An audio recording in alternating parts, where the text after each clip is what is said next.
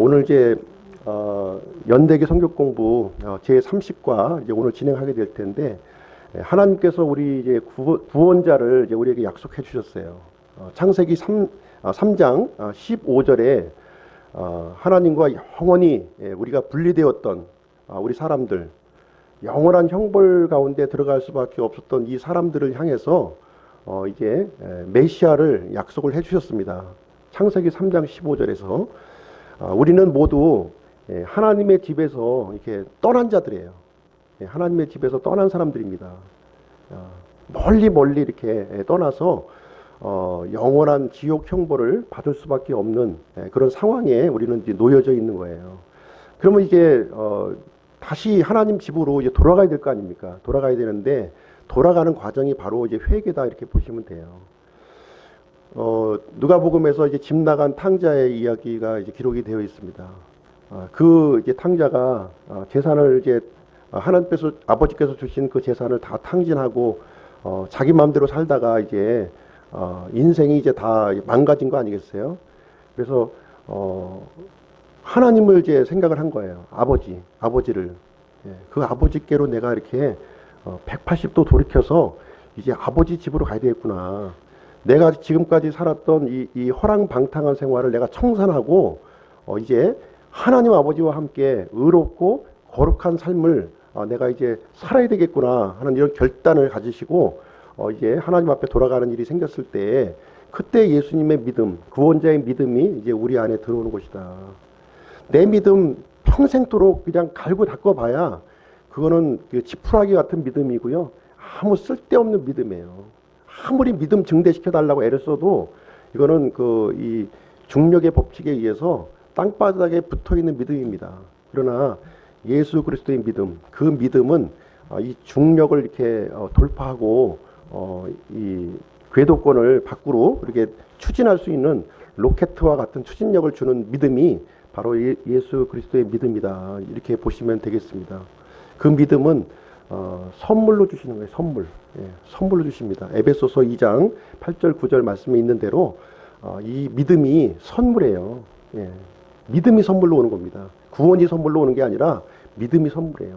그래서 이 믿음, 하나님께서 우리에게 거저주시는 이 믿음인데, 그냥 나는 예전에 살던 방식 그대로 살다가 예수님의 믿음을 드려야 되겠다 하는 것은 받을 수가 없어요. 하나님께로 내가 이제 돌이켜야겠다. 이제 의로우신 하나님, 구원자를 나에게 예비해 주신 그 하나님께 내가 돌이켜야 되겠다 했을 때 예수 그리스도의 믿음이 이제 우리 안에 들어오는 것입니다. 이제 침묵의 기간 이게 지나가고 이제 마침내 하나님께서 이게 준비하셨던 이 메시아가 이제 오시는 그때가 이제 임박했습니다. 메시아가 오셨던 그 시기는 굉장히 어두웠고 굉장히 힘들었던 그런 시기에 이제 이 땅에 이제 오셨습니다. 그러나 하나님께서는 메시아를 오시기 위한 준비 작업을 창세기 그 처음부터 진행을 지금까지 해 오셨던 거예요. 메시아를 보낼 준비를 지금까지 해 오셨습니다. 그래서 마침내 이제 때가 차서 이제 메시아를 이 땅에 보내주시는 일을 이제 진행하시게 이제 되었습니다.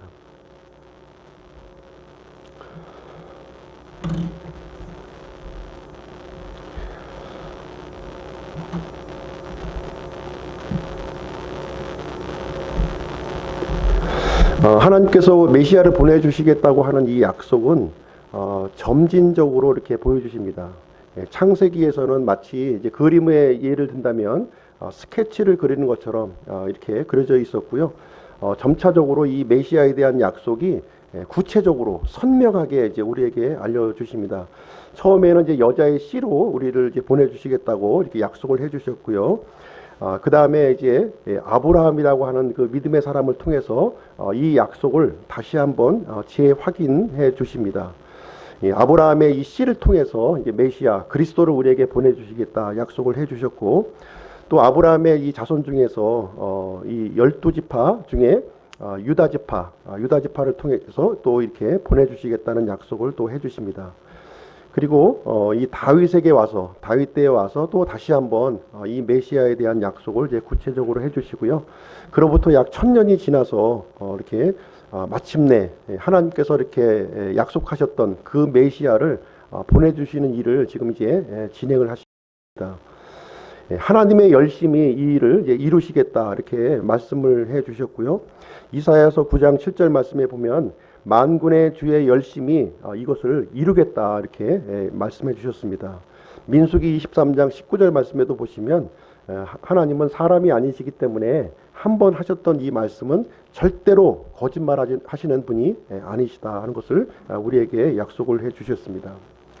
메시아가 이제 보내주시는 그 방편으로서 이제 처녀 탄생이라는 방법으로 이제 우리에게 보내주십니다. 하나님이 어떻게 사람으로 오실 수 있는가? 그 방법이 바로 이제 처녀 탄생이라고 하는 아주 놀랍고 신비로운 방법으로 이제 우리에게 이제 보내주시는 일을 발생하고 되었는데요. 이 처녀 탄생은 이 기독교의 가장 핵심적인 진리입니다. 핵심 중에서 가장 핵심이 되는 진리예요. 이 처녀 탄생이라고 하는 이 교리가 무너지면 기독교 전체의 그 교리가 무너진다 이렇게 보시면 되는데요. 그러다 보니까 대부분의 학자들이 이 처녀 탄생에 대한 부분을 이제 공격을 하고 이렇게 거부를 하고 있는 진리가 이제 되겠습니다. 이 진리를 이제 우리가 이제 받아들이기 위해서는 하나님이 거룩하시고 전능하신 분이시다 하는 사실을 우리가 이제 알고 있어야 됩니다. 사람의 그 아들들 중에서는 구원자가 될 사람이 이제 단 한 사람도 없다는 거예요. 단 한 사람도 없어요. 왜 그러냐면 아담의 모든 자손들이 다 그 죄인이기 때문에 그렇습니다. 죄인은 구원자가 될 수가 없어요.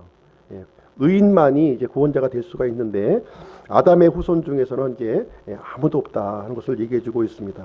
그래서 구원자가 되기 위한 요건, 메시아가 되기 위한 요건은 죄 없는 사람이어야 된다는 거예요. 죄 없는 사람. 그리고 또 능력이 있어야 된다는 겁니다. 능력을 갖고 있어야 되고 뿐만 아니라 본인 스스로가 메시아가 되고자 하는 그런 의지를 이제 갖고 있어야 된다고 하는 사실이에요. 그래서 하나님께서 유한한 사람의 몸을 입는 방법, 바로 이것이 처녀 탄생이다 이렇게 보시면 되겠습니다. 그래서 이 처녀 탄생을 통해서 영원한 하나님께서 죽으실 수 있는 사람이 되셨다 하는 것을 이제 우리가 알 필요가 있는 것이고요. 처녀 탄생을 통해서 오신 이분이 바로 사람의 몸을 입으셨지만 영원하신 하나님, 전능자 하나님이시라고 하는 사실을 우리는 이해할 필요가 있습니다. 그래서 사람의 몸을 입고 오신 예수 그리스도는 처음부터 성부 하나님과 함께 계셨던 성자 하나님, 아들 하나님이시다는 거예요. 그리고 이제 예수님과 이제 침례 요한이 이제 출생을 하게 되는데 어느 날 갑자기 이렇게 출생한 것이 아니라 구약 성경에 미리 이제 이 사실이 예언이 되어 있었고 성경을 통해서 예언하셨고 이 예언의 성취로서 이 예수님이 출생하고 침례 요한이 이제 출생하게 되었다 이렇게 보시면 되겠습니다. 처녀 탄생을 위해서 하나님께서는 한 정결한 처녀를 이제 준비하시게 되는데요. 마리아라고 하는 이 처녀를 통해서 이제 성자 하나님, 아들 하나님이 사람의 몸을 입게 되는 이 일이 이제 우리에게 일어났습니다. 이 마리아는 하나님을 믿는 이 평범한 젊은 여인이었습니다. 이 마리아도 역시 이 구원자를 필요로 하는 죄인이었어요. 그래서 하나님께서는 이 경건한 여인, 구원자를 필요로 하는 이 여인을 통해서 이 메시아를 보내기 위한 그러한 도구로 이렇게 삼으셨다고 이렇게 우리에게 말씀하고 있는 것입니다. 구약 성경의 제일 마지막 부분이 이제 말라기서인데요. 말라기 3장을 한번 우리가 펴서 한번 보시겠습니다. 말라기서는 이제 예수님이 오시기 약 400년 전에 이제 기록된 성경 말씀이 이제 되겠습니다. 말라기서 3장 1절 말씀, 우리 앞에 하연지 자매님부터 한번 읽어주세요. 3장 1절.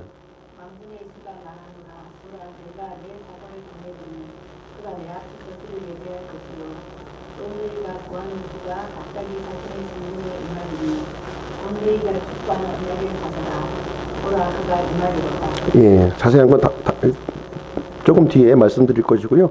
4장 5절 6절 말씀 보시겠습니다. 4장 5절 6절. 예, 김극 형제님이 읽어주세요. 보라, 크고 두려운 주의 날이 이르기 전에 내가 예언자 엘리야를 너희에게 보내리니 그가 아버지들의 마음을 자녀들에게 돌아오게 하고 자녀들의 마음을 그들의 아버지에게 돌아오게 하여 내가 와서 저주로 그 땅을 치지 아니하게 하리라. 예. 요 이제 말라기서 4장 6절 말씀을 딱 끝으로 해서 하나님께서는 더 이상 이 땅에 대언자를 이제 보내주시지 않으셨어요. 약 400년간의 이제 중간기 침묵기를 이제 거치게 되는데 지난 시간에 우리가 살펴보았지만 그 400년간의 그런 침묵 기간 동안에 하나님께서는 자신의 약속을 이루시기 위해서 그 성취를 위해서 이렇게 일하셨던 모습을 우리는 살펴볼 수가 있습니다. 이 메시아가 오셨을 때 이 메시아에 관련된 이 소식이 전 세계로 전파될 수 있는 그러한 준비를 이 그 팔레스타인 이 지역을 중심으로 해서 언어를 준비하시고 도로를 준비하시고 또 사람들을 준비하시는 그러한 모습을 우리는 살펴볼 수 있습니다. 대부분의 사람들이 이제 하나님을 대적하고 하나님을 불순종했지만 소수의 남은 자 하나님을 믿는 이 그 믿음의 사람들을 통해서 하나님의 일을 이렇게 진행해 나가셨습니다. 에덴 동산에서 처음 우리 인류에게 약속하셨던 그 약속이 이제 성취를 하기 위한 그런 준비를 이제 다 맞추시게 되었습니다. 말라기 이제 3장 1절 말씀 보시면은 이제 빨간 글씨와 이제 녹색 글씨, 이제 파란 글씨로 이렇게 좀 구분해서 제가 표현을 해 놓았는데요. 여기서 이제 만군의 주는 이제 아버지 하나님을 이제 얘기하는 것입니다. 그리고 녹색 글씨로 이제 그 표현되어 있는 것은 사자, 메시아 앞서 오실 분, 메시아보다 메시아 길을 예비할 그런 그 메신저 사자를 이제 얘기하고 있는 것입니다. 그리고 이제 파란색 글씨로 되어 있는 이제 내용이 바로 메시아 자신에 대한 내용이다 이렇게 얘기를 해주고 있습니다. 제가 한번 읽어보겠습니다. 만군의 주 하나님께서 말씀하노라.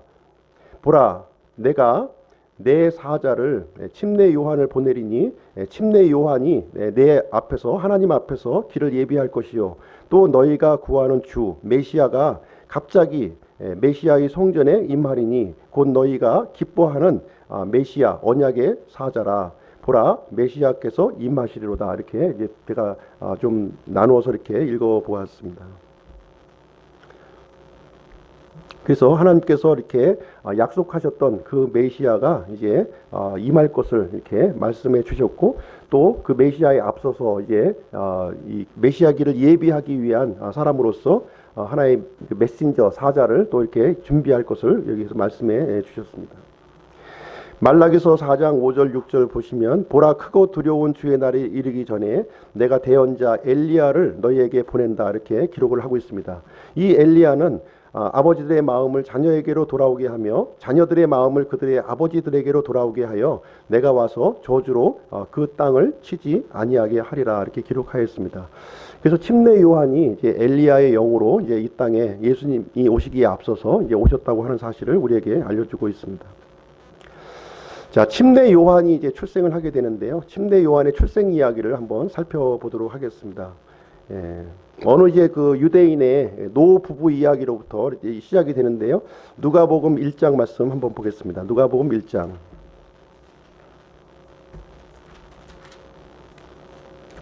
누가복음 1장 5절 6절을 최은희 자매님이 읽어주시기 바랍니다.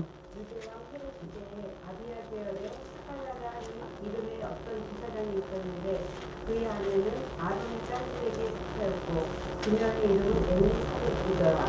그들이 둘 다 그의 모든 영광과 그의 안에서 힘없이 걸으며 하나님 앞에 의롭더라.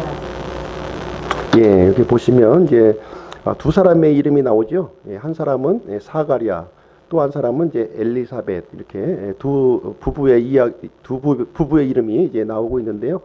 이 부부는 이제 경건한 이제 유대인이었습니다. 메시아를 보내주시겠다고 하는 이 하나님의 약속을 믿고 기다리던 그런 사람들이었습니다.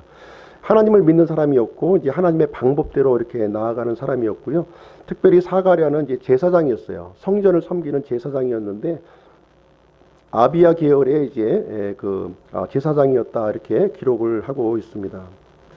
그런데 이 부부는 굉장히 나이가 굉장히 많았고요. 7절 말씀에 보니까 둘 다 굉장히 나이가 굉장히 연로하였는데 슬하에 이제 자녀가 없다 이렇게 기록을 하고 있습니다.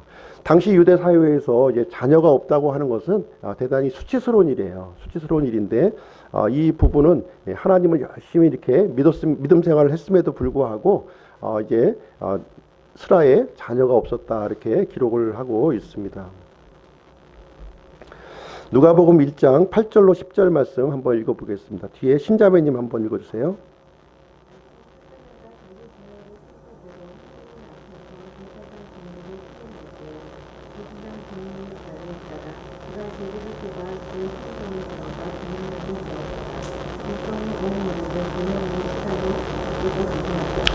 예, 여기 사가랴는 보통 이제 역대기상 24장 4절 말씀에 보시면 이렇게 이 아론의 이 제사장 아론의 아들이 이제 4명 있었죠. 4명 있었는데 두 아들은 이제 잘못된 이 불로 이제 성전에 이제 드림으로 말미암아 이제 죽임을 당했고, 이제 두 아들로부터 이제 이렇게 태어난 사람들로 해서 24계열로 이렇게 제사장들을 이렇게 조직을 이렇게 나누어서 이렇게 편성이 이제 되었습니다. 이 헤롯 대왕 당시 예수님이 이제 오셨던 그 당시에는 8,000명 정도의 이제 제사장이 이렇게 있었다고 그래요. 그리고 각 계열별로 24계열로 이렇게 나누다 보니까 각 계열별로 한 330명 정도가 이렇게 되었고요. 이 330명이 이제 또 다 성전 봉사에 참여할 수는 없는 것이었거든요. 그래서 제비를 뽑아가지고 그 중에서 이제 제비를 뽑아서 당첨된 사람이 이렇게 성전에 들어가서 이제 성전 봉사를 하게 되는 그런 일을 하게 되는데 굉장히 영광스러운 일이었어요. 이 330명이나 되는 사람들 중에서 탁 그때 뽑힌 사람이 누구였냐면 사가랴라고 하는 이 나이 많은 제사장이 뽑혀가지고 영광스러운 이 성전에 들어가서 봉사를 하게 되는 일이 이제 발생이 되었다 이렇게 얘기를 하고 있는 것입니다. 봉사를 하고 있는 중에 이제 성전 안에 이렇게 보시면은 이제 지성소와 이제 성소 두 개의 방으로 이제 나누어진다고 이제 말씀을 드렸죠. 그래서 이제 이 사가랴는 지성소에는 들어갈 수가 없는 것이고 이 성소에서 이렇게 하나님을 섬기는 일을 이렇게 진행하고 있는데, 그때 이제 하나님의 천사가 이렇게 나타나서 이제 너에게 이제 아들이 있을 것이다 하는 약속을 이제 여기서 해주게 됩니다. 근데 이제 이 사가랴는 그 말을 이제 믿지를 못하죠. 예, 믿지를 못하지만 이 천사는 이 앞으로 태어날 이 아들을 요한이라고 이름을 지을 것을 이제 이렇게 얘기해 주는 장면이 이제 기록이 되어 있습니다. 이 사가랴와 엘리사벳으로부터 태어나는 이 아이, 이 침례 요한의 사역은 바로 이제 구원자 메시아가 오실 길을 이제 예비하는 그러한 일이었어요. 구원자가 이제 오시기에 앞서서 준비 작업이 필요한 거예요. 메시아를 갑자기 우리가 이제 하나님께서 보낸 메시아를 갑자기 우리가 받아들일 수는 없잖아요. 받아들이기 위해서는 준비 작업이 필요한 겁니다. 그래서 침례 요한은 그 준비 작업을 이제 진행을 했고요. 준비의 일환으로서 온 이스라엘 땅에 회개를 이렇게 선포를 했습니다. 이 메시아를 받아들이기 위해서는 회개가 절대적인 거예요. 예. 이 믿음에 앞서서 회개가 없는 이 믿음을 믿다 보니까 하나님이 이제 상관이 없는 믿음 생활을 하는 사람들이 대단히 많이 있는 겁니다. 예. 회개 없는 믿음이 이게 문제가 되는 거예요. 여전히 옛 모습, 옛 자아를 갖고 있는 상태에서 하나님만 믿으면 되겠지. 천만의 말씀이죠. 이거는 아무 소용이 없는 거예요. 예. 내 자아와 내 자존심 모든 것들을 이제 그리스도 예수님의 십자가와 함께 내가 죽임을 당하고 새롭게 이제 하나님의 믿음을 이제 받아들이는 겁니다. 그때 예수 그리스도의 믿음을 통해서 우리가 하나님 앞에 나아갈 수가 있는 것입니다. 하나님께서는 엘리사벳이 이제 임신하기 전에 이 아들의 장래에 대해서 이제 미리 알고 계셨고 이 사실을 이제 알려주셨습니다. 이 침례 요한이 이제 올 것에 대해서는 지금 이제 조금 전에 읽었던 대언자 이제 말라기를 통해서 이미 예언된 말씀이었고, 그 예언의 말씀이 지금 이제 성취되는 그 시점에 놓여져 있는 것입니다.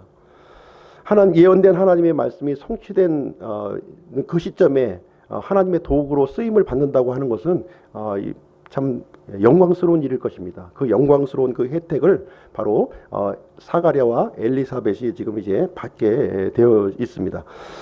하나님께서는 이제 자신이 이렇게 예언하신 모든 것을 이제 성취하시는 분이신데요. 이제 오실 예수님, 오실 구원자, 오실 메시아를 이제 주라고 불렀습니다. 주, 예, 주.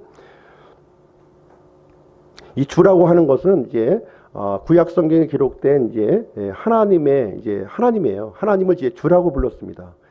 구약에 그 기록된 이 하나님, 바로 그 하나님이 메시아가 이제 주가 되실 것을 얘기해 주셨고, 그 메시아가 바로 하나님이실 것이다 하는 내용을 우리에게 이제 알려주시는 말씀이 이제 되겠습니다. 마침내 이제 엘리사벳이 이제 수태하게 되었습니다. 참 나이 든 사람이 이렇게 아이를 뱄다고 하면 참 오늘날에도 마찬가지겠지만 그 당시에는 아마 이제 더 아마 심각했을 것이라고 이제 생각을 이제 합니다. 엘리사벳, 나이든 그 엘리사벳에게 수태를 하게 하실 분은 오직 하나님 한 분뿐이십니다. 그래서 엘리사벳은 이 사실에 대해서 감사했고 이제 행복해했습니다. 이 그 성령님의 충만해서 이제 사가랴가 이제 대언하는 글이 이제 누가복음 1장 77절부터 79절로 이렇게 나와 있는데요. 이 말씀을 한번 읽어보도록 하겠습니다. 누가복음 1장 77절, 79절. 민지자매가 읽어주세요.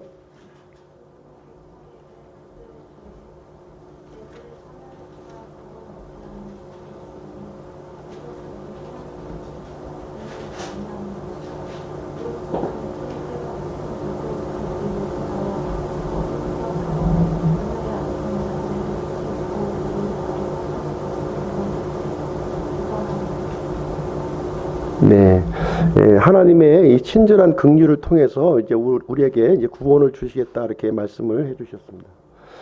자, 그리고 이제 침례 요한에 이어서 이제 마침내 이제 하나님께서 보내주시고자 약속하셨던 이제 예수님이 이제 이 땅에 이제 출생을 하게 됩니다. 예수님의 출생 이야기에 대해서 이제 말씀을 드리도록 하겠습니다. 이 메시아가 오시는 이 통로로서 이제 마리아라고 하는 젊은 처녀를 이제 이렇게 선택을 하셨는데요. 이 마리아에게 이제 아들이 있을 것을 이렇게 약속을 해 주셨습니다. 누가복음 1장 26절로 31절 말씀 되겠습니다. 윤영원 자매님이 한번 읽어주세요. 1장 26절, 31절.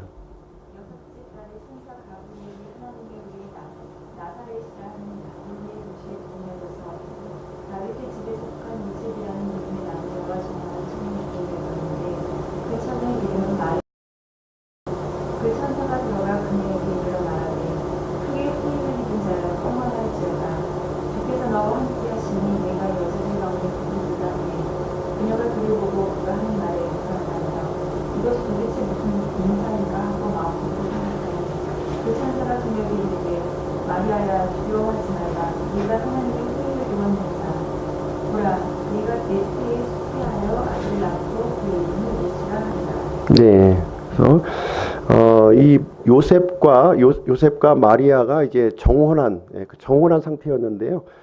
이 정혼은 이제 그 우리가 지금 알고 있는 약혼하고는 조금 다른 형태의 이제 정혼입니다.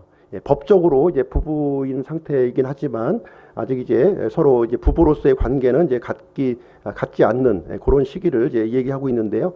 이런 상황에서 이제 마리아에게 이제 이 메시아가 이렇게 출생할 것을 이렇게 전해주게 됩니다.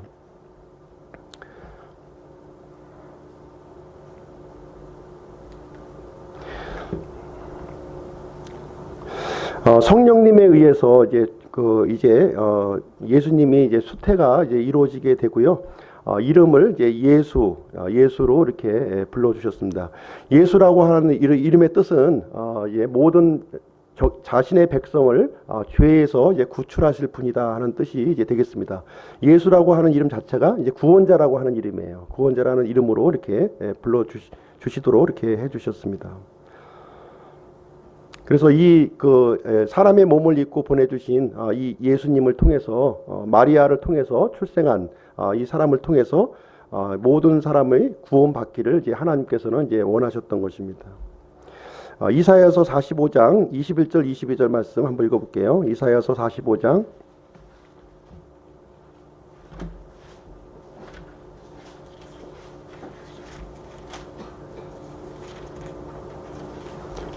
김영우 경제님 읽어주세요.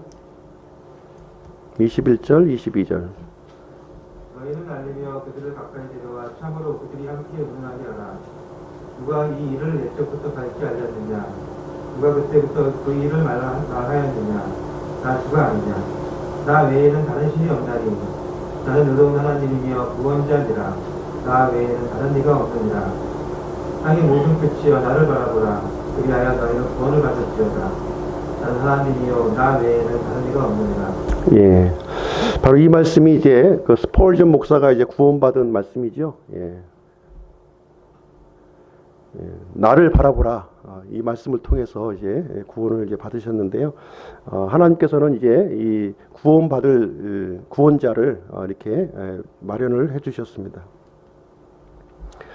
마리아를 통해서 이제 태어난 아들은 이제 사람이면서 동시에 이제 하나님의 아들이시라는 거예요. 예.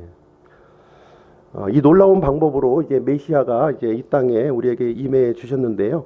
이 사실을 가브리엘 천사는 이렇게 알려 주었습니다. 이 내용은 600년 전에 이제 이사야 대언자를 통해서 이제 우리에게 이제 미리 말씀해 주신 말씀이 되겠고요. 이제 이 약속의 성취로서 이제 한 처녀의 몸에서 이제 메시아가 출생하는 그런 놀라운 상황이 되겠습니다. 그리고 이 그 사람의 몸을 입으신 예수님은 다윗 왕의 직계 후손이며 이제 나중에 이스라엘의 왕이 될 것을 우리에게 이제 말씀해 주고 계십니다. 그리고 구원자 예수님은 이제 육신의 아버지가 없어요. 육신의 아버지. 예. 누가복음 1장 34절 35절 보겠습니다.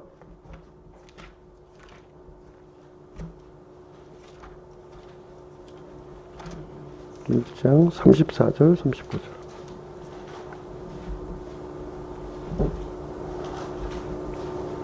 예, 거기 연수 형제님이 한번 읽어주세요.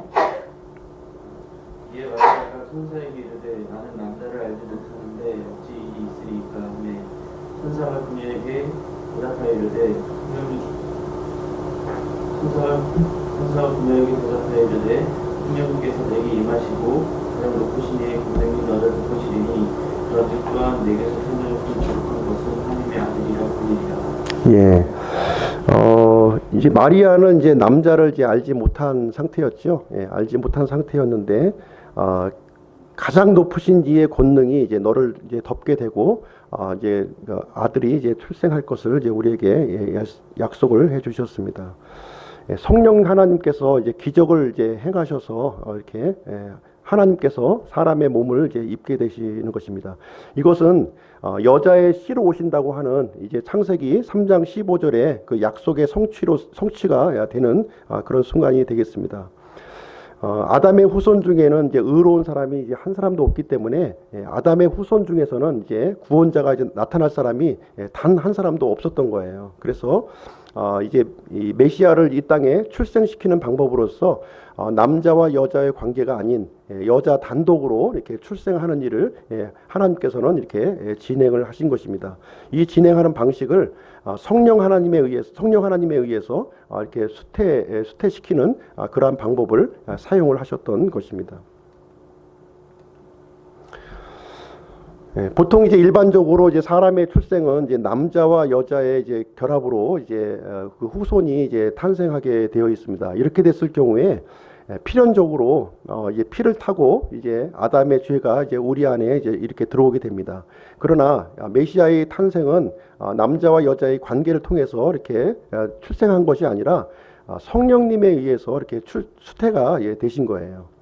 아시겠지만 이제 그 산모하고 이제 태아와의 관계를 보시면 이 탯줄로 이렇게 서로 연결이 되어 있어요. 그래서 탯줄을 통해서는 이렇게 영양분만 이렇게 공급이 되게끔 되어 있고요. 산모의 피가 이 태아에게 전달되지 않도록 이렇게 구성이 이제 되어 있습니다. 산모의 피가 이제 태아에게 전달되면 큰일 나죠. 산모가 A형이고 태아가 B형이면 이제 태아는 죽게 되잖아요. 그죠? 산모의 피와 이제 이 태아의 피는 이제 차단되어 있는 것을 이제 우리는 이제 살펴볼 수가 있습니다. 그리고 이 수태 과정이 이제 이 성령님에서 출생이 되어 있기 때문에 사람의 피하고는 전혀 관계없이 이렇게 하나님의 권능으로 이제 메시아는 사람의 몸을 입으면서 죄 없이 이렇게 출생하게 되었습니다. 그래서 사도행전 20장 28절에 보시면 예수님의 피를 바로 이제 하나님의 피다 이렇게 얘기를 해주고 있습니다. 사람의 부패한 피를 받지 아니하시고 하나님의 피를 가지고 이렇게 출생을 하시게 된 것입니다. 그래서 결론적으로 이제 예수님의 아버지는 요셉이 아니라 바로 이제 하나님이신 거예요. 하나님. 그리고 마리아는 이제 예수님께서 몸을 입으시기 위해서 이렇게 도구로서 이렇게 쓰임을 이제 받았다 이렇게 보시면 되겠습니다. 그래서 아담의 죄성을 이제 물려받지 이제 않았고요. 예수님은 완전한 하나님의 아들이시고 죄가 없으신 분으로서 이 땅에 이제 출생을 하게 된 것입니다. 하나님은 죄가 없이 거룩하신 분이세요. 마찬가지로 하나님의 아들이신 예수님도 이 죄 없는 거룩하신 분으로서 이 땅에 이제 출생을 하시게 된 것입니다. 아담은 이제 죄인이기 때문에 이제 아담의 모든 후손들은 이제 죄인으로 이제 출생할 수밖에 없었던 것이고요. 그러나 메시아의 출생은 이 여자를 통해서 성령님의 수태하심을 통해서 이 땅에 출생하였기 때문에 아담의 피와 상관없이 거룩하신 하나님의 그 아들로 이렇게 이 땅에 사람의 몸을 입고 이 땅에 오시게 되었습니다. 처녀 탄생의 의미가 이제 굉장히 중요한 건데요. 이 처녀 탄생을 믿는 것이 굉장히 어려운 일이에요. 굉장히 논리적으로 굉장히 어려운 일인데 처녀 탄생을 믿는 것이 이 기독교 우리 믿음의 핵심 중에 핵심이다 이렇게 보시면 되겠습니다. 하나님의 권능을 이해하지 않고서는 사람의 머리로 이해할 수 없는 부분이 바로 이 처녀 탄생이에요. 처녀 탄생을 우리가 인정한다면 하나님의 이 거룩하심, 전능하심을 우리가 믿을 수 있다고 하는 사실입니다. 처녀 탄생은 거룩하신 하나님께서 이제 사람이 되신 그런 사건을 이제 말하고 있습니다. 영원하고 무죄한 사람이 이제 출생하게 되었다. 그래서 2000년 전에 출생하신 이 예수님이 단순히 이제 어떻게 하다가 보니까 이렇게 출생하신 분이 아니라 하나님의 그 예언의 그 성취자로서 이렇게 출생하게 되었고 그 출생 자체도 하나님의 권능과 이 신비의 방법을 통해서 사람의 몸을 이 땅에 입고 죄 없는 사람으로 이 땅에 출생을 하였다. 그리고 그분의 신분이 영원하신 하나님, 전능자 하나님이라고 하는 사실을 우리에게 알려주고 있는 것입니다. 완전한 하나님이시면서 동시에 완전한 사람의 모습으로 이 땅에 오셨기 때문에 죽을 수 있는 하나님이 되신 거예요. 하나님은 원래 죽으실 수 없는 분이신데 죽으실 수 있는 하나님이 되셨다. 그래서 예수님이 이제 많은 사람들을 위한 대성물로 이 땅에 이제 오셨는데요. 많은 사람들의 이 대성물이 되시기 위해서는 죄가 없어야 돼요. 그죠? 죄가 없어야 되고 또 이 희생물 자체가 영원해야 됩니다.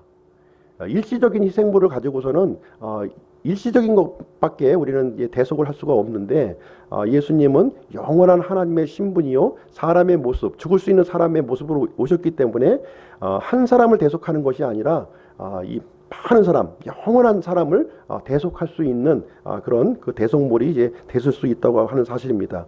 우리 구약 성경을 통해서 우리가 이 성막에 이제 흠 없는 짐승을 가지고 이렇게 이 헌물을 드렸던 모습을 살펴볼 수가 있습니다.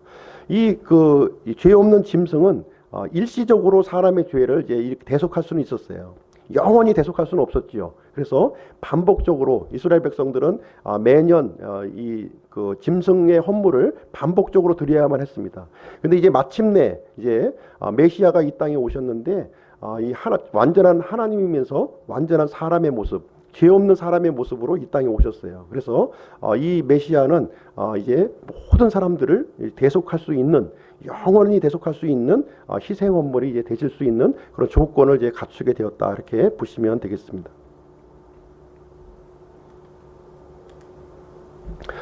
자, 하나님께는 불가능이 없어요. 하나님은 가능하신 분입니다.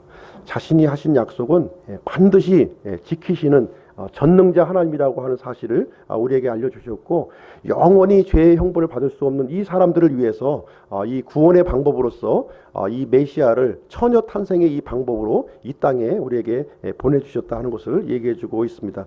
누가복음 1장 36절 37절 한번 보겠습니다.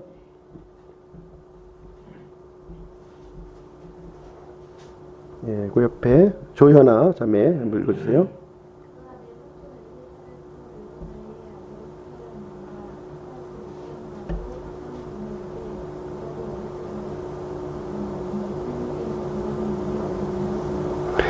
예, 참 이 사실을 이제 이 엄청난 사실이잖아요. 예, 하나님 성령님의 잉태로 아이가 출생한다는 거, 남자를 알지 못하는 상태에서 아이를 출산한다는 거, 이 마리아가 지금 뭐 나이를 대충 어림 잡아서 우리가 살펴본다면 아마 한 16살 정도, 16살 정도의 젊은 처녀로 생각이 되어지는데 이해를 할 수가 없는 거죠. 이 일을 받아들인다고 하는 사실이 너무나도 엄청난 일이고, 이 구약 성경에 기록된 그 예언의 성취자로서 이 메시아가 자신의 몸을 빌어서 이 하나님이 사람의 몸을 입고 자신의 아이로 출생한다는 이 얘기를 가브리엘 청사를 통해서 들었을 때 이해가 가겠습니까? 안 가겠습니까? 이해를 할 수 없는 일이고 받아들일 수도 없는 상황이에요. 그런 상황에서 이제 설명을 이제 해줍니다. 엘리사벳, 네 친척 엘리사벳이 아이를 지금 뵀다. 예. 그 늙은 나이에 아이를 뵀다. 이 얘기를 이제 해주면서 이 일이 이제 가능하다 하는 것을 얘기해주고 있습니다. 하나님께는 불가능한 일이 없느니라. 이렇게 하면서 이 일이 너희에게 이루어질 것을 이제 얘기해 주었습니다. 그랬을 때 이 처녀 마리아는 이 하나님의 이 말씀에 이렇게 순종을 하는 그런 모습을 이제 우리는 살펴볼 수가 있고요. 하나님은 모든 일이 가능하신 분이에요. 우리는 남자와 여자를 통해서 그 후손이 생기는 것만을 우리는 알고 있습니다. 그러나 하나님께서는 다양한 방법으로 우리를 이제 만들어 주셨어요. 첫사람 아담은 흙으로 만들어 주셨습니다. 흙을 가지고서 사람을 만드신 분이 바로 하나님이세요. 뿐만 아니라 이브, 첫 번째 여자 이브는 아담의 갈비뼈를 빼서 이렇게 만들어 주셨습니다. 부모 없이 남자로만을 통해서 이렇게 출생을 한 사람이 바로 이브예요. 첫사람 아담은 부모 없이 참 애미 없는 자식이 됐는데 하나님의 아버지시죠. 아담의 아버지는 하나님이십니다. 그러나 육신의 부모 없이 이렇게 출생을 했습니다. 그리고 이제 아담의 후손들은 전부 아담과 이브의 그 남자와 여자의 관계를 통해서 이렇게 출생하고 번성하도록 이렇게 하셨고, 이 메시아의 이 출생은 또 다른 방법으로 우리에게 주신 거예요. 처녀 마리아를 통해서 남자 없이 성령 이름으로 수태해서 이 땅에 오시는 일을 이게 정하셨다고 하는 사실입니다. 누가복음 1장 38절 말씀 한번 보겠습니다. 우리 희경이가 한번 읽어볼까요? 희경 자매가. 마리아가 이르되 주의 여종을 보소서 당신의 말씀대로 그 일이 내게 이루어지리이다 하매 천사가 그녀에게서 떠나더라. 예, 당신의 말씀대로 그 일이 내게 이루어지이다 하면서 이 말씀에 순종하는 이 마리아의 모습을 우리는 이제 보게 되고요. 구원자 모친이 되는 일, 이것을 기꺼이 이 처녀 마리아는 참 받아들였다고 이렇게 기록을 하고 있습니다. 이 하나님의 뜻, 이 절대 주권에 순종하는 이 마리아를 통해서 이 땅에 메시아가 사람의 몸을 입고 출생하는 이 일이 이제 진행이 된 것입니다. 자, 구원자, 사람의 완전한 사람이면서 완전한 하나님으로서 이 땅에 오시는 이 구원자가 되실 분은 누구신가 이제 하는 사실인데요. 바로 이 마리아의 몸에서 출생한 이 예수님은 하나님께서 에덴 동산에서 약속하셨던, 창세기 3장 15절에서 약속하셨던 여자의 씨, 바로 그분이 지금 마침내 이제 출생을 이제 하시게 된 것입니다. 이분은 이제 다윗의 자손으로 오신다고 이렇게 약속을 해주셨는데요. 이 요셉과 정혼한 관계에 있었던 요셉과 마리아는 다 다윗의 자손이었어요. 다윗의 계보에 속한 그런 사람이었습니다. 이 다윗의 자손으로 오신 이분은 바로 우리의 메시아 구원자라고 하는 사실입니다. 하나님의 집을 떠나서 우리가 다 이렇게 죄 아래 팔려가지고 영원한 형벌 가운데 갈 수밖에 없었는데 이 사람들을 불쌍히 여겨서 이 영원한 형벌에서 구출할 수 있는 방법을 찾기 위해서 하나님께서 고안해내신 방법이 바로 이제 처녀 탄생의 방법.